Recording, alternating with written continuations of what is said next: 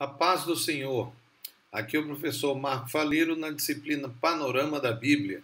Você está na Logos Ensino Superior de Teologia. E este é o quinto AVA da aula dupla 11, que é a aula 21 e 22, sendo a segunda parte da aula 22. Como vocês sabem, é uma aula complementar, porque de fato essa disciplina trabalha os períodos históricos que são bíblicos, que são esses 7 períodos que você já conhece, que é o período pré-diluviano, o período dos patriarcas, o período conquistador, o período do reinado de Israel, o período do cativeiro, o período interbíblico, ou intertestamentário, ou de silêncio, e o período neotestamentário. Esses 7 períodos você já deve ter ele de cor em sua cabeça. Nós estamos a tratar, então, de uma forma complementar do período apocalíptico, que seria o período que a Bíblia fala do que vai acontecer. Primeiro, nós tratamos a linha escatológica da igreja, começando, então, um pouco lembrando aí da linha de tempo que nós apresentamos, mas também lembrando sobre a história como foi construída, a visão da igreja sobre o que vai acontecer. Então você viu isso já nos avas passados, e agora nós vamos então de fato entrar numa perspectiva com relação à realidade bíblica em si, sem entrar em doutrinas ou teses. Podemos até citar alguma delas aqui, mas nós não queremos fazer uma abordagem específica que é da disciplina da escatologia, da teologia sistemática. Bom, nós temos então a primeira parte que nós fizemos, a linha escatológica da igreja, e agora vamos fazer a linha apocalíptica bíblica. Vamos então entrar dentro dessa área, é muito assunto a ser falado, é claro, temos só mais 2 avas, mas vamos tentar resumir, é apenas para dar uma introdução a você. É importante lembrar que temos várias visões doutrinárias, mas que elas são interpretações humanas. Então, ninguém pode dizer que é Jesus Cristo na Terra, como o Papa, a doutrina papal da Igreja Católica, que já foi completamente rejeitada pelos reformados. Nós, evangélicos, pentecostais, rejeitamos qualquer ideia de que possa existir uma pessoa que é o representante único de Cristo na Terra. Se houvesse, ele teria, de fato, autoridade para dizer qual é a doutrina certa. Mas nós vivemos, inclusive, numa faculdade que é interdenominacional e pluridenominacional, em que nós convivemos com opiniões e doutrinas diferentes de denominações diferentes. Então nós vamos tentar ser o mais imparcial possível, apenas lembrando essa linha de tempo possível. Vamos ver então de forma mais imparcial possível. Primeira coisa que queremos destacar dessa linha de tempo é a ideia da construção dos reinos ou dos impérios com a estátua de Nabucodonosor e também os 4 animais. Então precisa se fazer um estudo claro sobre eles, mas em geral os teólogos concordam que essas 2 visões de Daniel, que está no livro de Daniel, se referem aos reinos que começaram com Babilônia. Então seria Babilônia, o Império Medo-Persa, o Império Grego, o Império Romano, isso no tempo bíblico. Posteriormente, haveria então uma divisão desse reino, que é Roma, e isso aconteceu de forma real na história, que nós vamos falar. Esses seriam 10 reinos. Então, apenas relembrando aí, também nós temos a visão dos 4 animais, que também seriam a perspectiva desses 4 reinos, do qual sairia os 10 reinos, que seriam reinos que teriam então dominado Roma. E isso de fato aconteceu. Veja a inter-relação então de Daniel 2 e Daniel 7, mostrando então esses 4 reinos. Mais uma vez você está aí com esses 4 reinos Você pode observar aí aquela pedra, né, que é dentro da visão de Daniel, que ela sairia e bateria na perna, no pé, né, dando a ideia de quebrar a base que seria Roma, né? E então fazendo um novo momento que aí tem toda a interpretação que nós não vamos entrar aqui. Apenas lembrando aí que na história, agora isso é história, né? Houve de fato esses reinos que também são chamados de tribos bárbaras que vieram. Olha aí então como que essas tribos entraram. Se quiser depois parar na internet, você pode até ver isso, como eles entraram no Império Romano, vieram lá do norte, das tribos germânicas, né, das tribos que vieram da Rússia, eles vieram entrando e dominando o reino ou o Império Romano. Aí está a divisão, né, com os povos, né, nessas regiões, eles dominaram cada uma parte. Veja aí então, nós temos os ângulos, os francos, os visigodos, os suecos, né, que depois seria a própria formação de Portugal, né, os vândalos, os germanos, os burgúndios, os ostrogodos, os lombardios e os húngaros. Então a gente vê aí esses grupos que vieram dominando e depois acabaram formando os atuais países, né, que formam a Europa.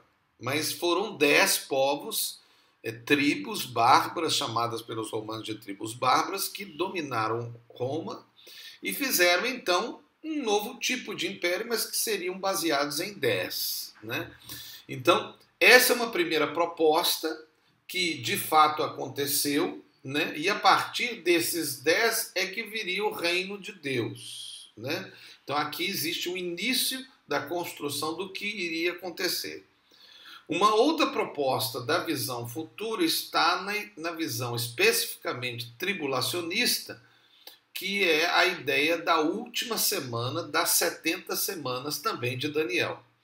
Para isso você precisaria de fazer um estudo, né? Mas a ideia é que houve 69 semanas, que seria o período Medo-Persa, quando Daniel vivia e teve a visão, até o período grego, né? Com aquele último animal que demonstraria Alexandre o Grande. Né? E isso seria 7 semanas mais 62. Bom, existe toda uma interpretação que alguns pensam sobre isso, e nós estaríamos no período do intervalo, né? Que seria lá do final das 69 semanas até a última semana, que seria para os tribulacionistas, é claro, a semana chamada Grande Tribulação, os 7 anos, né?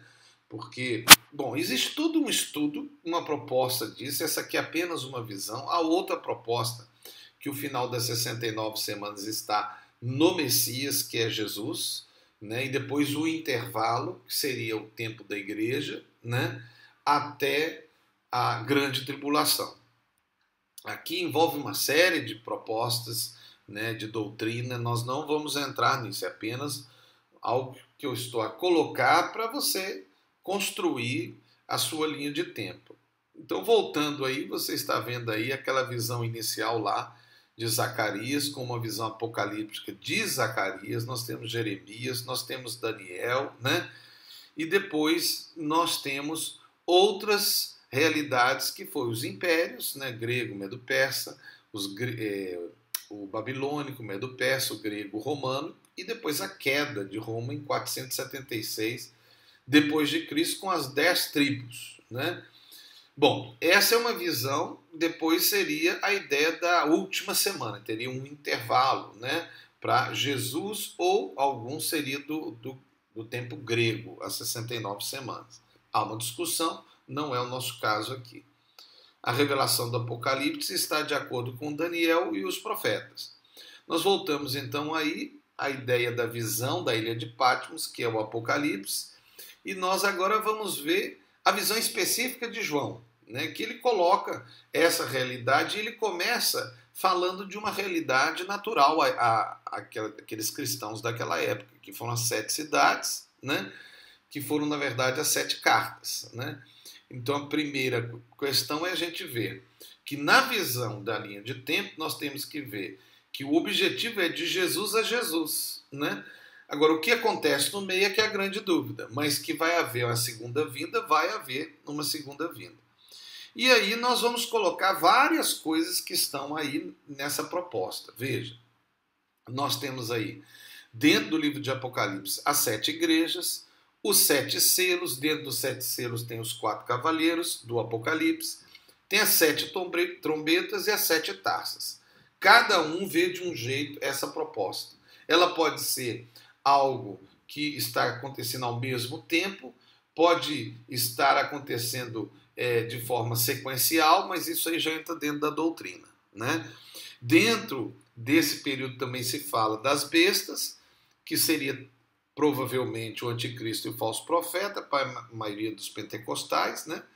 E a ideia do Armagedon, que seria a guerra que teoricamente terminaria esse período. E viria então a prisão de Satanás, a possibilidade do milênio, talvez até literal, e o Gog e Magog. Depois de Gog e Magog, seria a última guerra, nós teríamos então um novo céu e nova terra. Nós temos dentro dessa proposta a discussão do próprio sermão apocalíptico de Jesus Cristo em Mateus 24. Para nós é a chave hermenêutica da visão apocalíptica ou profética, porque Jesus é Deus. Então ele, quando ele fala absolutamente a verdade. Vamos então incluir também dentro aqui a proposta que Jesus apresenta, que é basicamente o quê? O princípio das dores, os sinais da vinda e a grande tribulação. Então, essa é a proposta de Jesus. Nós teríamos que encaixar essas com a parte de cima, de alguma forma. Aí vai entrar toda a interpretação escatológica, né, que está para a igreja perceber. Também nós podemos incluir aí as parábolas do fim, dentro dessa proposta que Jesus deu da visão do que aconteceria. Quando ele respondeu aos discípulos que perguntaram, né, o que será o fim, como será o reino. Eles tinham uma expectativa do reino de Israel. E Jesus estava querendo falar a eles que era muito mais do que isso. Israel era só o início, né? Então o reino seria para o mundo inteiro. Tanto é que depois ele disse, ide por todo o mundo e pregai o evangelho a toda criatura. Quem crer e for batizado será salvo, independente de ser judeu ou não, né? E aí dentro dessa parábola, as parábolas do fim, nós temos 4 parábolas, né? Que é a parábola da figueira, a do servo bom e mau, a das 10 virgens e dos talentos. Obviamente essas 4 parábolas têm a ver com o tempo do fim. Isso é um fato para ser estudado, né? Então nós temos aí dentro dessa proposta de linha de tempo a ideia da parte de baixo, especificamente da mensagem de Jesus, e a parte de cima. Bom, que seria o Apocalipse, né? Nós poderíamos acrescer aqui Daniel, né? E poderíamos acrescer também as profecias do Velho Testamento, mas mais especificamente Daniel. Nós teríamos então que fazer uma conjunção aí, Daniel, Apocalipse e Jesus, para poder entender o que vai acontecer. Para isso, você tem o estudo da escatologia, que não será o nosso ponto, apenas estamos apresentando as coisas básicas, né? Para que você possa, a partir daí, começar a pensar e estudar o que pode vir a acontecer no fim. Algumas coisas nós já percebemos, porque já aconteceu, né? Ou de alguma maneira aconteceu, como o caso dos 10 reinos que destruíram Roma, né? E o próprio fim de Roma também foi profetizado. Então, de alguma coisa aconteceu, mas nós temos que estar prontos para que pode acontecer outras coisas. Aqui é o professor Marco Faleiro, na disciplina Panorama da Bíblia. Você está na Logos, Ensino Superior de Teologia. Que Deus te abençoe, em nome de Jesus. Amém.